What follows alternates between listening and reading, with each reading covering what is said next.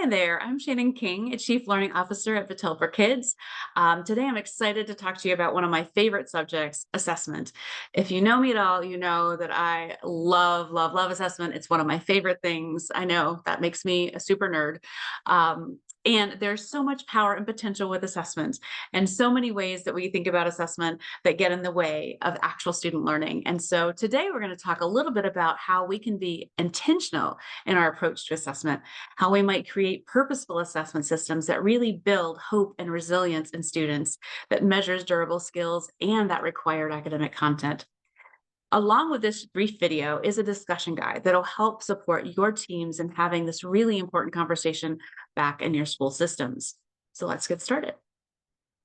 So first, we define a purposeful assessment system as a system that puts students at the center, engaging them in meaningful learning experiences and holistically measuring their growth and readiness for future challenges. So again, it doesn't mean we throw out existing assessments. It really just means we look thoughtfully at what we're doing and make space for different types of assessments. And so we're going to start by really thinking about current trends in educational assessment. BFK's focus on a purposeful assessment system is really grounded in our work with you all, our Ed Leader 21 members, and current research. When you look at the current trends, a few things seem to be really important. And some of these ideas are new, but many are issues that we've been wrestling with for quite a while. The first of those is performance-based assessments. Now, these are not new. We know for sure these are definitely not new. They are, assessments that require students to demonstrate their learning, to transfer and apply their learning in authentic real-world contexts. They can be really large, rich capstone type projects or smaller unit performance tasks that don't take that long to administer. Regardless of the grain size of your performance assessment, well-designed, thoughtfully aligned performance tasks are an excellent opportunity to both foster and measure durable skills while teaching that required academic content. For example, in the state of North Carolina, many of our members are in North Carolina. They have that wonderful state work to build on. We built with educators across the state portrait of a graduate tasks and tools that do invite students and educators to really dive deeper into the durable skills on their portrait while integrating the academic standards and the content very intentionally. So that's one example of how we're using performance assessments. And you can go to their website, NCDPI, Portrait of a Graduate, just Google that, and you can see all the wonderful work that they've done. Another trend that's more new, but not totally new, is the integration of AI and technology. Increasingly, we're seeing educators use AI in some really interesting ways, including with assessment, from using generative AI to help them build assessment tasks or differentiate assessment tasks, to different approaches to automated scoring to help with calibration. There are a lot of exciting ways to use AI and a lot of possibilities. For example, we are working with ETS and MTC in the Skills for the Future project, and they are using a digital platform that invites a variety of different AI options in scoring durable skills like collaboration or critical thinking. And so it takes those possibilities from just the types of assessments we're used to a whole nother level. So different possibilities. So I totally think you should explore different options of technology within reason and being thoughtful about the ways you do that. And the third trend, really, that is also not new, we've been working on this and talking about this for quite a while, is culturally responsive assessments. We have to continually renew our efforts to emphasize equity and inclusivity in assessment. It isn't really just a goal, but it is imperative to creating a fair and just educational system for all students. How might we use assessments in a way that build in a sense of belonging, that helps students feel seen, that don't minimize or marginalize students? How might we really think through the ways that our assessment systems are impacting our students' sense of self, their academic identity? Those are all really important conversations to have when we think about this. And it's important to know that there are things we can do in that regard. Performance-based assessments, for example, that are centered in our students' lives, that are centered in real-world contexts, are a wonderful way to start thinking about bringing culturally responsive efforts to life. And so to that end, again, tailoring those performance assessments to your diverse student populations, providing scaffolding and support that really don't minimize the thinking, but then elevate and support the language load, for example, is a wonderful way to really to build culturally responsive approaches. Universal design for learning, which many of our members are using, is those principles really provide a powerful foundation for ensuring accessibility for students with varying needs and readiness levels. So aside from the key issues or issues in assessment across the board, there are some key issues in assessing durable skills that we need to take into account and really think through. Again, it just adds a layer of complexity to the conversation. That doesn't mean it's impossible or that we shouldn't do it. It just means it is something we want to be thoughtful about. So the first really key issue is balancing the standardization which exists in those state mandated tests that most states engage in with the flexibility of measuring things like durable skills. And so the question we really need to wrestle with is, how do we ensure we can get reliable data while capturing those creative and collaborative abilities included in durable skills? It's challenging for sure. The work I was just mentioning with MTSS and ETS is helping to start pave the way for some of those conversations. By providing different approaches and doing some research with 5 states across the country, looking at capturing evidence, training teachers, using this platform to think through different ways to gather data, observational data, having students share evidence that is then verified and validated, much the way that Mastery Transcript approaches this work anyway. That has a lot of possibilities.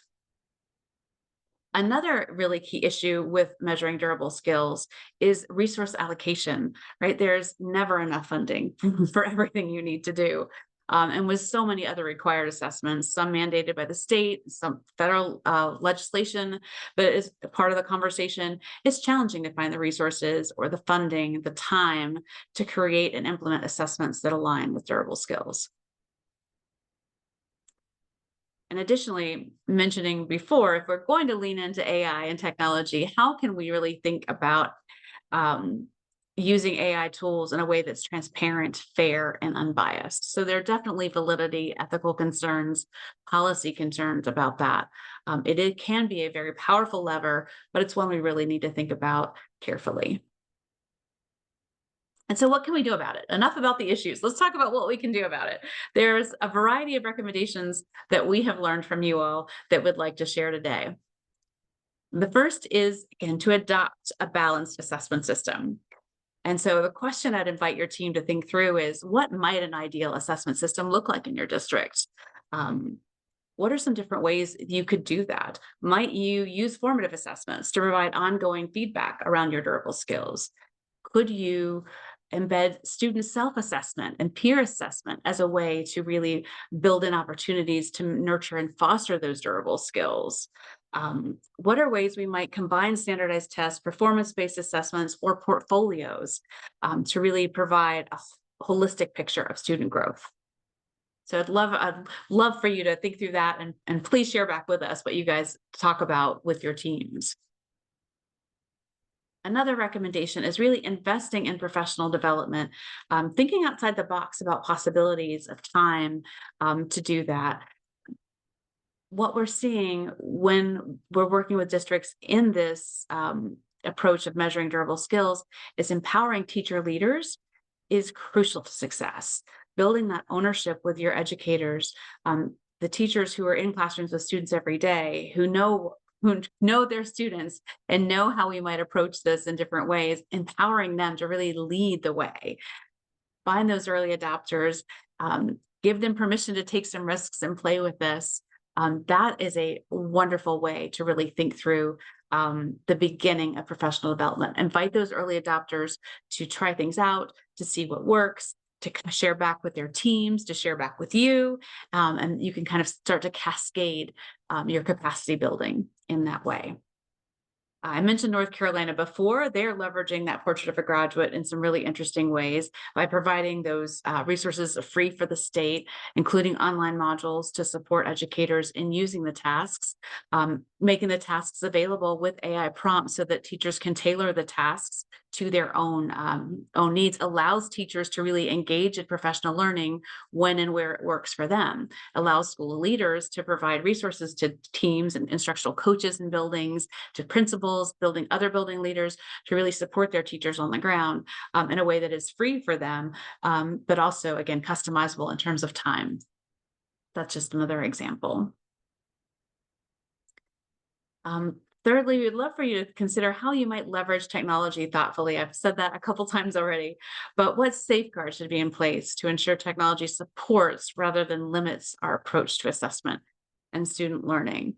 There are AI-powered rubrics. There are lots of ways that AI is helping to lighten the load in some ways for development and assessment. Um, there are, again, AI-powered rubrics like those used in the NAEP writing assessment. There are different ways to use things like Magic School and different tools to create assessments and rubrics and link them and capture evidence. So lots of possibilities, but thinking through what tools are out there that meet your needs, that align with your district's vision for use of AI and technology, and how can we keep our kids and educators safe while they leverage the possibility that technology brings. Again, this is a really cool one. And so if you're interested, you should join our AI working group. We're talking about things like this with experts in the field and districts like Eden Prairie who have been thinking about AI for a long time and other early adopters of AI technology. So please join the AI working group if this is something you're interested in. Additionally, you could join the PBA working group if you really want to take a deep dive in performance-based assessments as well. And so here is, we're going to just wrap today with a call to action. This brief conversation has really talked about the importance of integrating durable skills into assessments to help ensure your students are future ready. If it's measured, it's treasured, right? Those kind of mantras are out there for a reason. So thinking about ways we can use assessment as a way, as a lever to support the implementation of your durable skills is essential. Think about that. We've talked about balancing state standards with creative and collaborative skills in your assessment approach. How can we blend and integrate, make it a both and conversation instead of this or that? And the role of technology and equity in shaping the future of educational assessment. So as we think about kind of those key points, the question I have really for you is, what can you do now? How might you rethink assessment in this moment? It doesn't have to be a grand, giant step in a whole new direction, but there are things we can do. Even small steps matter. So what steps can your district take to ensure that every student's skills and potential are truly valued and measured, that they see themselves as key members of your stakeholder group? How can we really help ensure that your students and your educators are empowered and excited and come away from those assessment experiences feeling like they are capable, feeling like they are ready for what faces them versus, here, I got this grade. Okay, great. I'm going to move on. Or, oh, yeah, I'm not good enough again. How can we really think about the approach to assessment in a way that uplifts and empowers? That's the question that I have. So I hope you will spend some time thinking about that with your teams. I look forward to hearing what you talk about. Please reach out to the network members, to me, to our team. We would love to engage you in these conversations. Again, either in any of those innovation groups that we've got going on, or in any other way. So please, please, please reach out. I would love to talk to you about this really important topic. Thank you so much for listening.